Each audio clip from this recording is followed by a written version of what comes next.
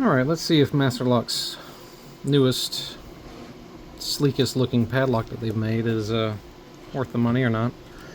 Or is it just a disappointment like everything else that they make? Going in with a number,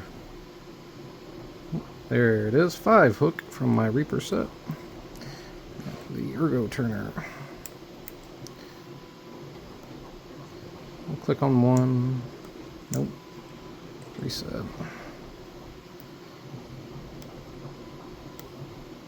We'll click on 2, 4, 5. Put me in a false set. A spool pin. That's nice. The warding is giving me... Oh, never mind. I redact what I was saying. Warding gave me a slight fuss, but has at least one spool pin in it. It's, I don't know, slightly better, maybe? I'll let y'all be the judge. Thanks for watching.